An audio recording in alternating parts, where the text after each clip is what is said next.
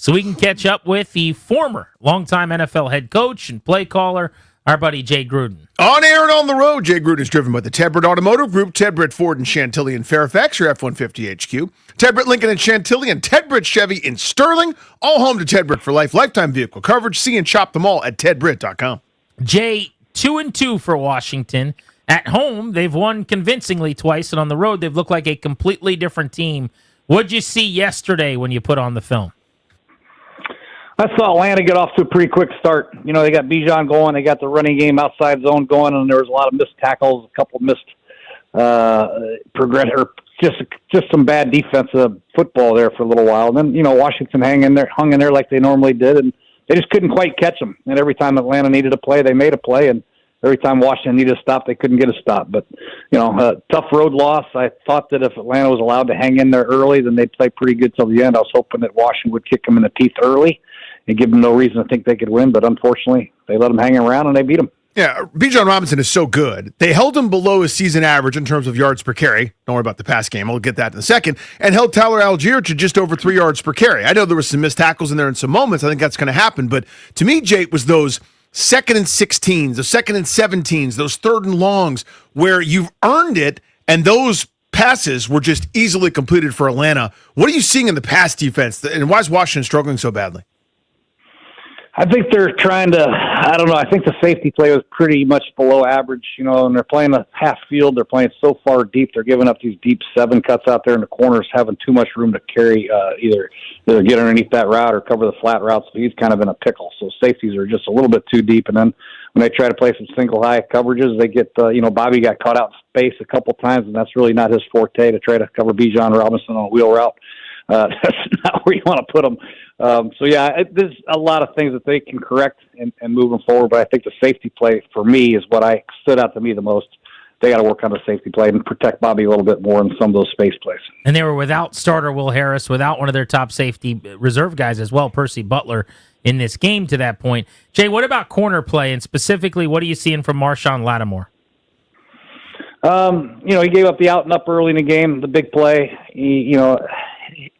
I don't know. I want to see more from Marshawn. I was hoping he'd play a lot better. This wasn't his best game, obviously. He gave up a key 3rd down and 7. He should have been outside leverage. It should have been an incompletion, but he let Drake run an out route on him on 3rd and 7, which that's really – I never would even try an out route on Marshawn Lattimore back in the day. It was 3rd and 7. He'd squat on that and pick it. I think he's got to play better. He didn't play very good against Atlanta. When you mentioned the safeties, Jay, listen, you've forgotten more this morning than I'll know my entire life. But for me, it's the corners that are always so visible, right? Where they're just guys have separation. We're talking about Lattimore, et cetera. Go into the safeties a little bit and what they're not doing. Is that a scheme thing, or is it just maybe that Quan Martin doesn't move around as well, and they really miss Will Harris or Jeremy Chin from last year? Go into what you saw with the safeties. Yeah, a lot of missed tackles. I mean, a lot of not getting off blocks and taking bad angles in the running game. The last touchdown, Von Miller, wasn't unblocked, but the safety's right there. All he has to do is shed a receiver and make a tackle for a 5-yard gain or 4-yard gain. And some bad angles. The other touchdown to Bijan, you guys are trying to punch the ball out instead of wrap them up and tackle them. So just some poor tackling by the safeties. Poor coverage. They dropped the coverage on Kyle Pitts for the touchdown on the flat route. That was a safety's responsibility. You got Nosey looking in the backfield, and all of a sudden Kyle Pitts runs a flat route for a walk-in touchdown. You got to make Michael Pennis earn his completions. You got to make them earn their yards, and I think there's too many gimmies because of the safety play. Then the pass coverage, like I mentioned before, they're just getting too deep, and they're a non-factor in the pass game. Jay Gruden with us on Grant and Danny. They ended up hitting Michael Penix on only 2 plays. He had 2 hits on the quarterback.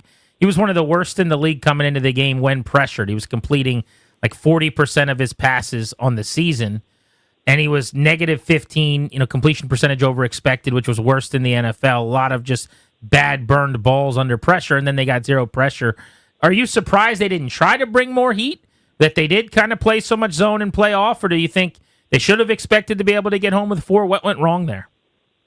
Yeah, I don't know. I think Atlanta played pretty good up front, both in the running game and pass protection. They did a good job, and the 4-man rushes weren't working. They tried a couple 5-man fire zones, and they did not get home, unfortunately. And then, when they did try a 5-man fire zone, that Bobby was caught out in space trying to cover Bijan on a wheel route, and that was a 70-yard gain. So just pick your poison right there, and sometimes you got to try to get home with 4 guys, and if you can't, you put your defense, your safeties, your linebackers, your corners in a big pickle, and it's something that probably needs to be addressed later on. They need to find some pass rushers to get home with four-man rush.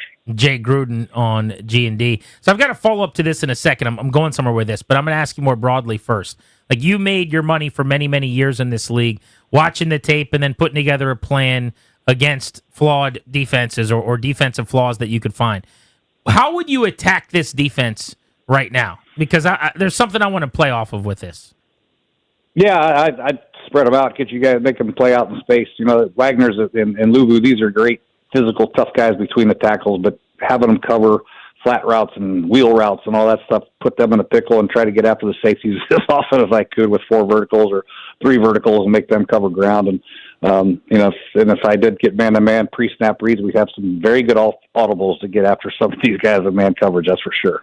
So what I've noticed over now, really post-Green Bay, so what is that, 3 games, is a lot of the stuff the Packers did keeps showing back up. And so among other things, and I'd have to sit down and show you, and you could tell me what it's all called and how it works, but these 3-by-1 looks where you get these crossers and these drags across the field, the quick out stuff like you were talking about with the 3rd and 7 on Lattimore, where they motion him down, he follows London kind of in toward the box, then they whip him back out, and he's following him. And before he can even get out there, he's on the wrong leverage, and they move the sticks with ease. This is all stuff the Packers did all night long, and the Raiders did it, and it worked, and now we've seen the Falcons do it, and it worked. The book is kind of out here. I guess my question is that how it works, where you see that and you just go to that well the next week with your team? And what can Joe Witt do? Well, Zach Robinson, he's an offensive coordinator. He came from Sean McVay and LaFleur and all these guys are from the same tree. So you can pretty much put a lot of these plays on 3rd down, a lot of these formations and motions, and group them together. That's the beauty of Sean and Zach Robinson and Matt LaFleur. They're going to change up formations to try to get you guys in a pickle, or try to get the defenses in a pickle by motioning people across the formation, or short motion, or motion in stacks and bunches, make you guys play off of them, and it's tough, especially on 3rd down and man coverage. So that's the book that they write. The good offensive coordinator is going to write the book for you. They're not going to just lay back and figure out what the defense is going to do and then try to do something later. No, we're going to attack. They're going to attack and make you make plays. And Zach had a good game plan this week. Last week he got shut out by Carolina. So what a difference a week makes, that's for sure.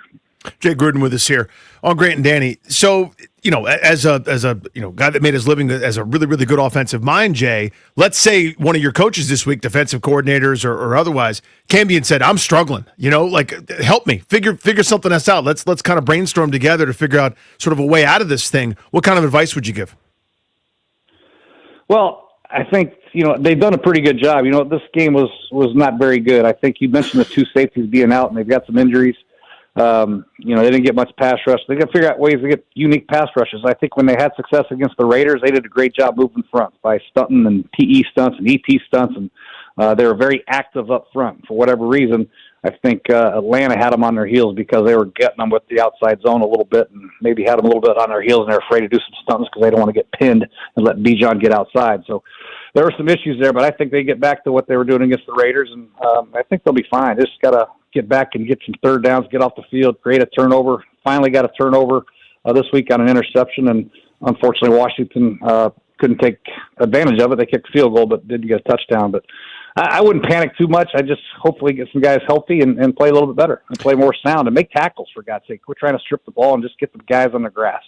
Yeah, Jay, Atlanta 3rd in the league at this point in net yards per pass attempts allowed. So pretty good on defense, at least in that part of the game. What did you make of Marcus Mariota and kind of an underman offense? I thought he did good. Solid game for Marcus. He had the unfortunate interception. He didn't see the safety. He threw a nice ball. He thought he threw a nice ball there, and the safety came out of nowhere and made a hell of a play. Other than that, he missed a play on 3rd down. I think missed Zach Ertz, but he had a rusher right in his face, a key 3rd down there after the interception. But for the most part, I think Marcus competes. He had a good scramble. He moves around pretty good in the pocket. But, unfortunately, they scored 27 points, and just wasn't quite good enough this week. But if you expect your backup quarterback to put up more than 27 points week in and week out, you're probably wishful thinking. You got to play better defense when your backup quarterback's in. You got to create turnovers. You got to get off the field on 3rd down. And those 3 3rd down conversions that Atlanta had on that long drive were critical. Penix's scramble, the out route to Drake London, And I think I can't remember the other one. I think it might have been a tight end. Pitts had one. So those are ones you got to get off the field. Yeah, Pitts 22 and 26-yard catches in the game. Jay Gruden is with us on Grant and Danny here on The Fan. Jay, if you have a back who's completely dynamic and every time he touches the ball, he's getting 4 or 5 more than is blocked up for him, he's averaging 6 per on the season like he's playing in the Big 12, but maybe you don't trust him in pass pro.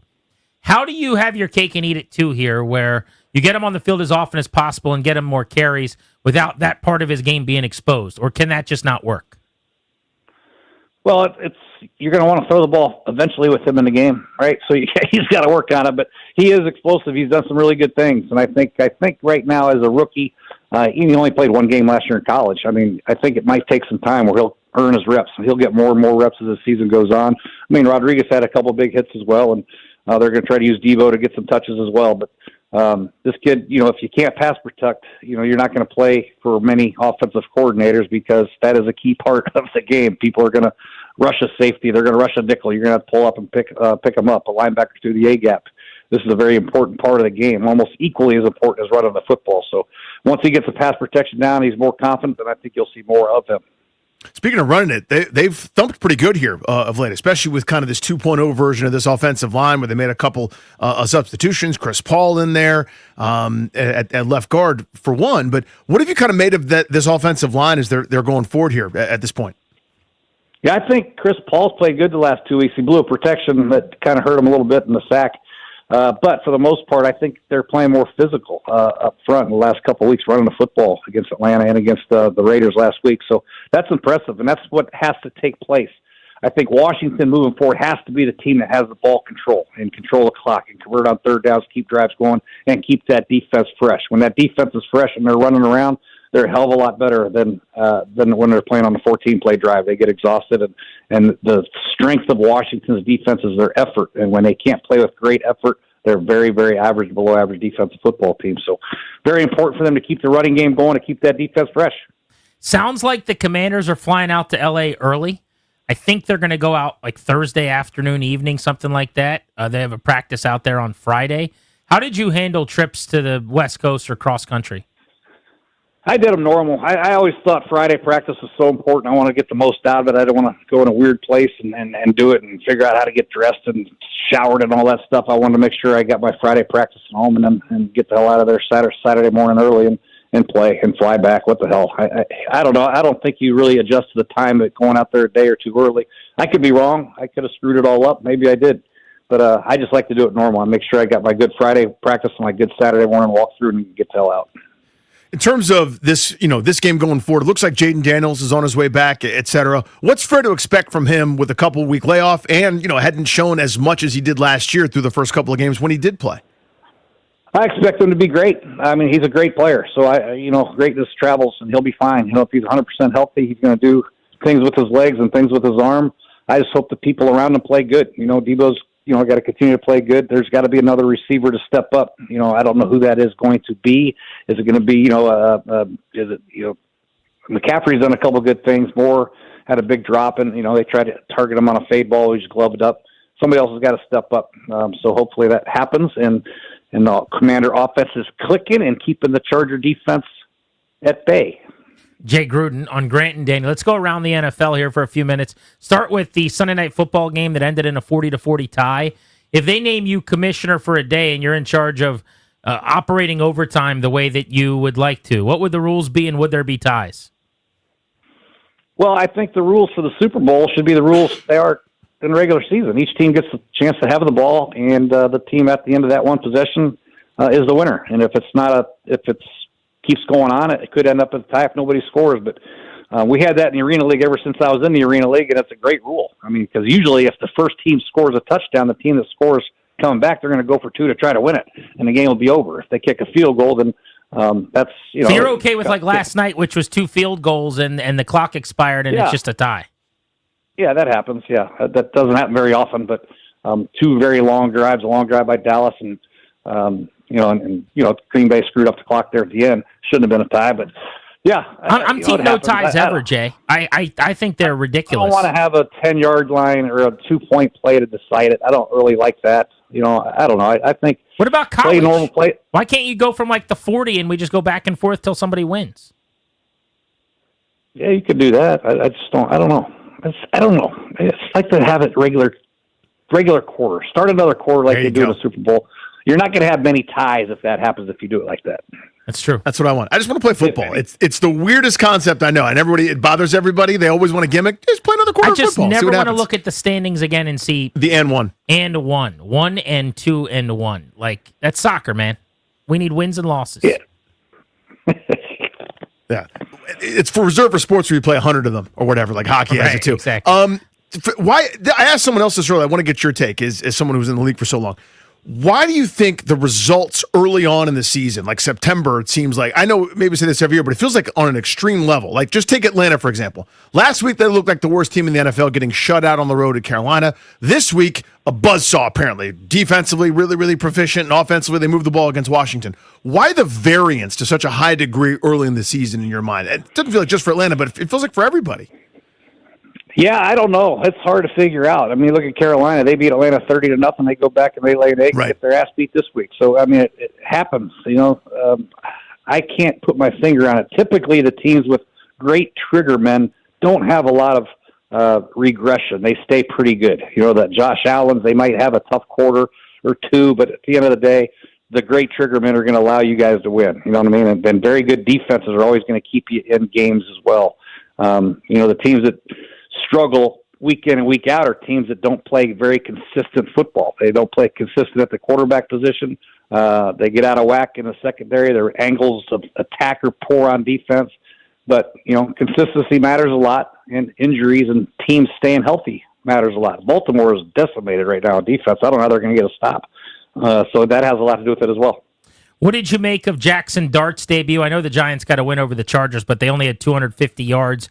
I think 3.6 per play. Pretty gross offensive outing for them. But he gets a win in his first outing. Yeah, he uses legs, and that's something you would hope Russell would have done. But, you know, if you're going to be a young quarterback and you're going to struggle to drop back passing game, you better be able to run and get some first downs. And that's what he did. He had a scrambling touchdown, and he had another long run with his legs that kept the drive alive, which enabled him to get another touchdown. So that is key, and they're playing good defense. So protect the ball, use your legs, and get the ball in there when you can, and let the defense carry you until you get more experience where you can carry the defense. You mentioned the Ravens. Their opponent, the Chiefs, have looked good all of a sudden, kind of off the mat, over the last couple of weeks. How much of that is they played a beat-up Ravens defense, and maybe they found something here and scoring 37 points?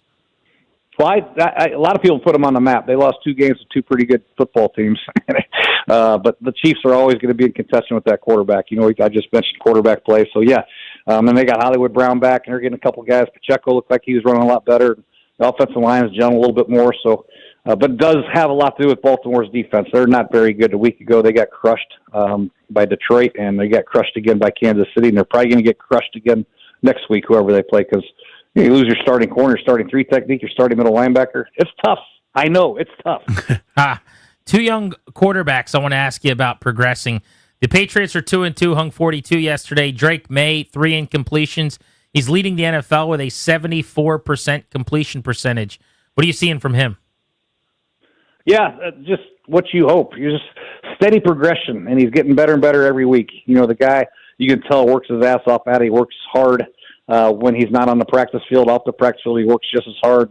And preparation matters. He's being more prepared for these games this year. The experience that he had last year, this year moving forward, he's going to get better and better. And he's got a good running game behind him, and pretty good offensive line, and defense isn't bad either. So you love to have young quarterbacks continue to progress at the rate that he is, because he's going to be a force with his athleticism and his arm talent. And then the Bears have won back-to-back games under new head coach Ben Johnson. Caleb Williams, 5 touchdowns and a pick over the last couple. What have you seen in his development in the new offense?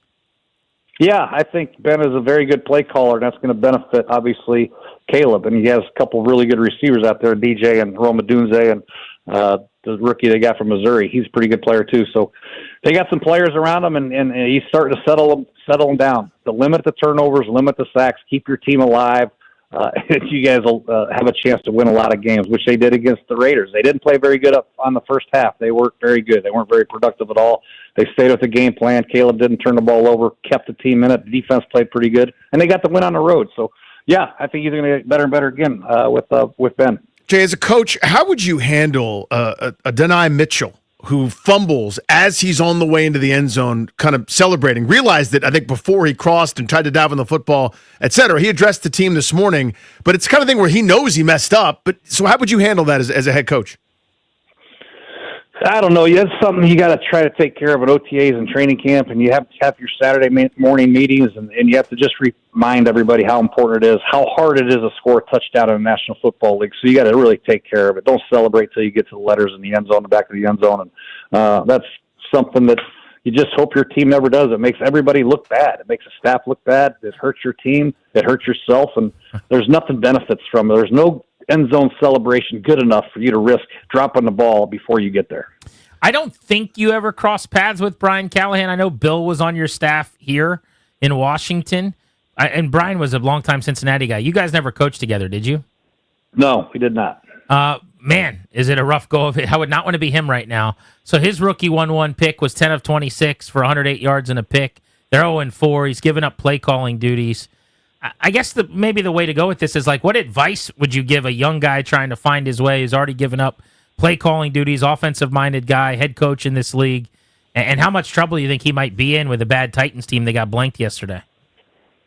Well, they had a pretty good quarterback at Will Levis. Everybody thought he was the guy and benched him for Cam Ward, and they've scored 51 points in 4 games. And they can't protect and they can't run the ball, so they're putting a lot on Cam Ward's plate. This is a lot to ask a young quarterback. Hey, we're not going to run the ball worth a damn, and we're not going to pass protect for you either, and we're probably not going to play very good defense. So here, good luck. Here's the game plan. You're going to get hit 15 times. You're going to have nobody open, and you're going to be trailing by halftime by about 20 points. So he's got no chance right now, Cam. Just got to try to stick with it and try to help him a little bit, but get the running game going somehow. But right now, I don't see them getting better anytime soon. Jay, awesome as always, buddy. We'll talk to you next week. You got it. Thank you, guys. Be good, Jay. On air and on the road, Jay Gruden is driven by the Ted Britt Automotive Group, Ted Britt Ford and Chantilly in Fairfax, your F-150 headquarters, Ted Britt Lincoln and Chantilly, and Ted Britt Chevrolet in Sterling, all home to Ted Britt for life, lifetime vehicle coverage. See and shop them all at tedbritt.com.